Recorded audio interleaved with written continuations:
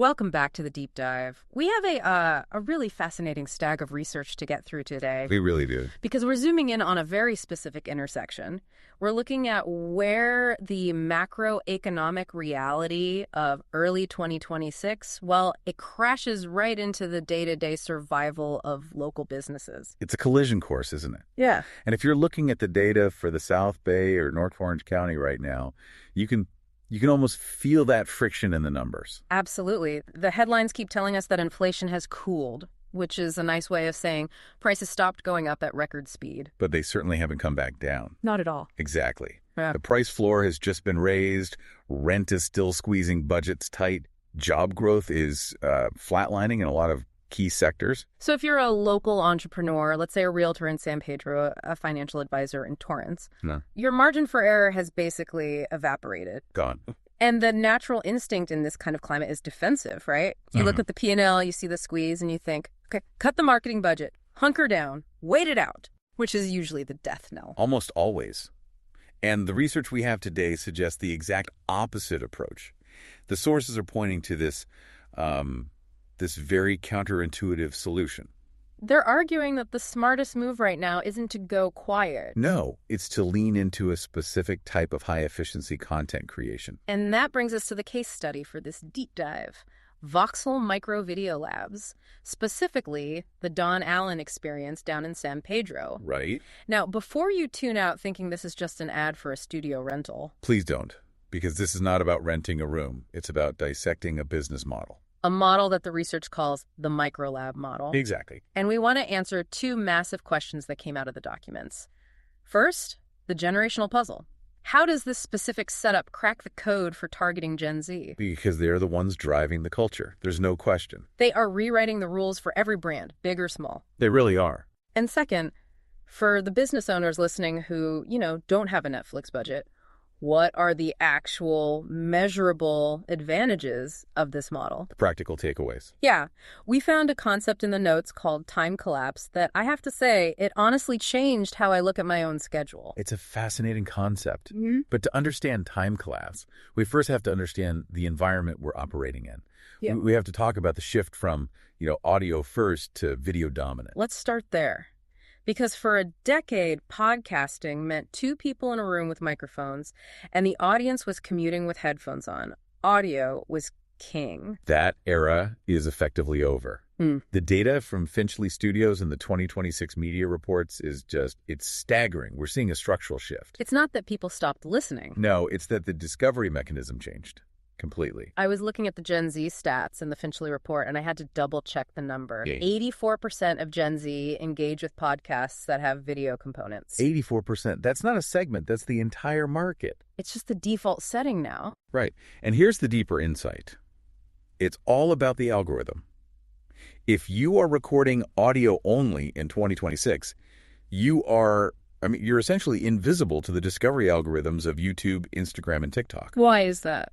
Those platforms prioritize retention, and video retains attention significantly better than a static image with an audio wave.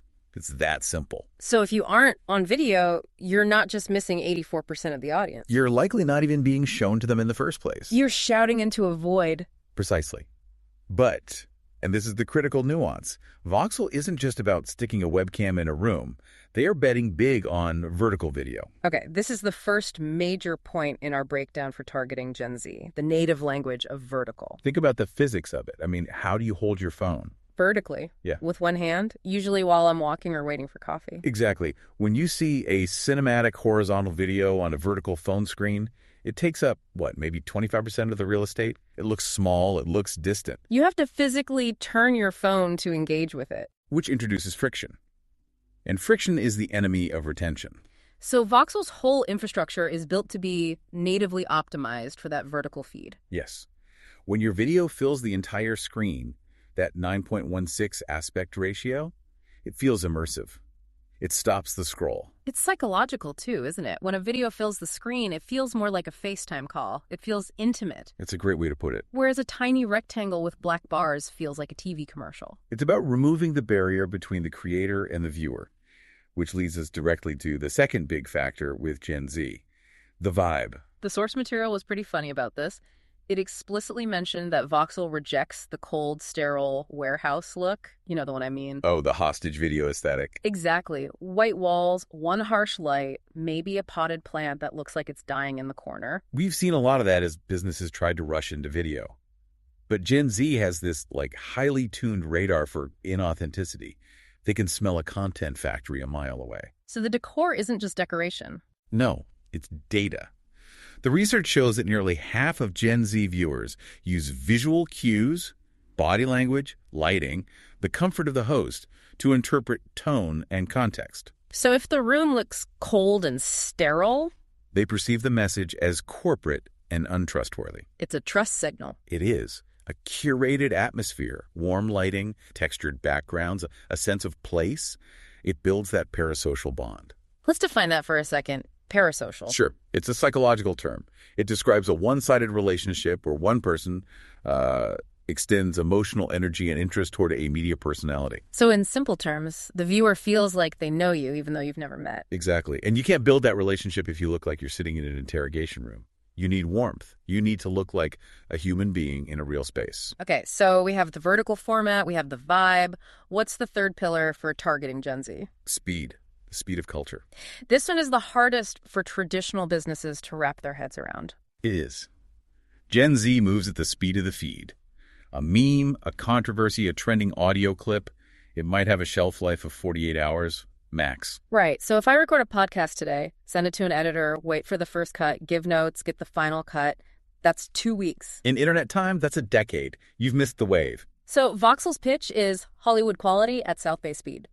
The idea is that the infrastructure allows you to record and publish almost instantly. Yeah. You're participating in the conversation while it's happening, not analyzing it after it's dead. Relevance is a function of speed. If you aren't fast, you aren't relevant. That feels like the perfect pivot point. Because speed isn't just for Gen Z influencers. If I'm a local business owner, speed is money. It absolutely is. So let's shift gears. I want to look at this through the eyes of our listener, the local realtor, the financial planner in North OC. You see the trends, you know you need video, but you look at the price tag of a traditional production. And you just can't make the math work. That's the traditional barrier. High production value used to mean high bankruptcy risk. So let's walk through the 5 measurable advantages for the local business owner using this microlab model. Advantage number 1 has to be cost efficiency. It's the elephant in the room. We crunched the numbers from the source material. Historically, video production costs about 77% more per hour of attention than audio only. Why is that gap so huge? Think about the labor. For a high-end video shoot, you need a camera operator, a lighting grip, a sound engineer, and then an editor dealing with massive files and color grading. It's a heavy logistical lift. It adds up fast. But the microlab model relies on automation. The cameras use auto framing. The lighting is preset. The audio chain is fixed. You remove the need for a 3-person crew. And the savings? The report claims this model saves up to 80% compared to traditional studios. 80%. That changes the calculus entirely. It democratizes it. 80% is the difference between doing one high-budget promo video a year and doing a weekly show that actually builds an audience. It turns video from a luxury spend into a standard operating expense. Exactly. Which leads directly into advantage number 2, the one you mentioned, the time-collapse content engine. Turn 1 hour of recording into weeks of content. I love that promise. Me too. Because the number one objection I hear, and I'm sure you hear it too, is I have business to run. I can't be a YouTuber. I don't have time. And that's a valid objection. If you are selling houses, you shouldn't be editing video.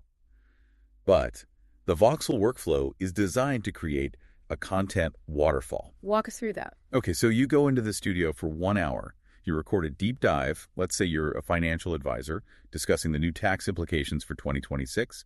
You talk for 45 minutes. That's your core asset. Right. But that asset is just the raw material. That single hour of footage is then sliced. It's turned into 3 YouTube shorts, 4 Instagram reels, 2 LinkedIn clips, plus the full-length episode. So you, the human being, only spent 60 minutes in the studio. But your digital avatar is showing up in people's feeds every single day for the next 2 weeks. Exactly. You collapse the time commitment. You get the output of a full-time creator with the input of a busy professional. That leverage is everything. It's the definition of working smarter. Okay, advantage number 3. Speed as a competitive weapon. We touched on this with Gen Z, but for a local business, this is tactical. Let's use the realtor example from the notes. It's a perfect illustration. Okay. Imagine it's a Tuesday morning, and the Fed unexpectedly drops interest rates by 50 basis points. Huge news. Every buyer in the South Bay is suddenly wondering, what does this mean for my mortgage? Can I afford that house in Redondo now? Yeah. Right. And the old model, what does the realtor do? They might write a blog post that nobody reads, or they send a text-heavy email that gets buried. Or worst case, they try to film a video on their phone in their car. Shaky cam, wind noise, bad lighting. And by the time they get it right, it's Wednesday. The news cycle has moved on. But in the Voxel model. You book the slot, you drive to San Pedro, you sit down, the lights are on, the sound is crisp, you record a 5-minute analysis. Here's exactly what today's rate drop means for South Bay buyers. And you have that file immediately. You're posting it before lunch. You are the first one to explain the news to your clients. In a local market, being first established as authority, you become the source. That speed builds a different kind of trust. It says, I'm on top of this. Exactly. Now, there's a hidden layer of tech here that I really didn't expect. Advantage number 4, the AI-optimized environment. This is where it gets really interesting. We often think of studios just as places with cameras, but Voxel emphasizes dry acoustics. Which just sounds like audio nerd speak. Why does a realtor care about dry acoustics? It's not just about sounding good to the human ear, it's about sounding good to the machine. Explain that. We are in 2026. You aren't just posting a video, you are feeding that video into AI tools, into LLMs, to transcribe it, summarize it, and repurpose it. Right, that's part of the content engine. The AI writes the blog post based on the video. Correct. But here's the catch. AI transcription models hate reverb. They hate room echo. If your audio is wet, meaning it has a lot of echo from a kitchen or an empty office, the AI hallucinates. It misinterprets words, the transcript comes out full of errors. And then you have to spend an hour fixing the text, which completely defeats the purpose of using AI to save time. Bingo. So dry acoustics. Means the room is treated to kill that echo. The audio is data pure. This allows the AI to transcribe instantly with near-perfect accuracy. And the payoff isn't just a clean blog post, it's SEO. Search engine optimization. When you post that video with the perfect transcript on your website, Google indexes every word. San Pedro Real Estate, South Bay Investment. So the video actually helps your text ranking. It creates a text footprint from your video footprint. It's a multiplier effect. But it starts with the physics of the room. That is such a specific insight. It's infrastructure for the AI age. It really is. It's designing physical space for digital optimization. All right, let's bring it home with advantage number 5. We've talked cost, time, speed, and tech.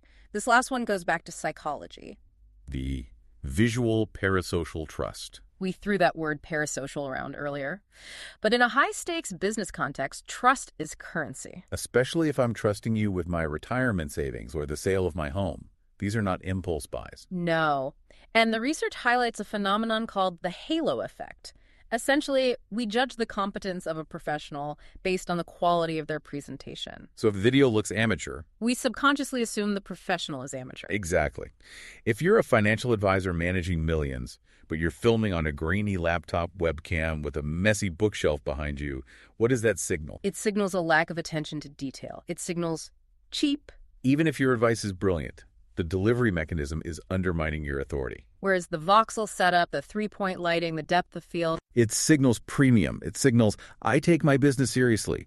It validates your expertise before you even speak a word.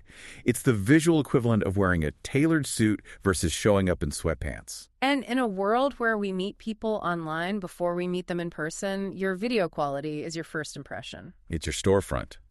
In 2026, your digital resolution is your professional resolution. That is a powerful place to land. So let's zoom out and recap what we've uncovered. We started with the economic pressure in the South Bay. The squeeze is real. But instead of retreating, the data suggests leaning into this microlab model. It creates a dual value proposition. First, for the audience, that massive Gen Z demographic, it meets them exactly where they are. Vertical, authentic, fast. It speaks their language. And second, for the business owner, it solves the resource problem. It cuts costs by 80%. It collapses the time commitment so you can actually run your business. And it leverages speed and aesthetics to build authority. It's the efficiency play. The sources mentioned a quote that stuck with me. In this economy, the agile always beat the big. You don't need the biggest budget. You need the smartest workflow. You need to be fast, and you need to be consistent. And you need to be visual. Which brings us to a final thought for you to chew on today. We've talked a lot about efficiency. We've talked about how AI and video work together to multiply your effort. Right. So think about your to-do list for the rest of the day. You're probably going to sit down and write a few emails, maybe draft a proposal, maybe struggle through a newsletter. The standard grind. But if video is becoming the default way people consume information, and if AI can take one video and turn it into that email, that proposal, and that newsletter instantly, then the question is sitting down to type out a text-only email actually the least efficient thing you can do with your time today? Are you doing manual labor in an automated world? that is a provocative thought. Maybe it's time to step away from the keyboard and get in front of the camera. Something to think about. Thanks for diving deep with us. We'll catch you on the next one. See you next time.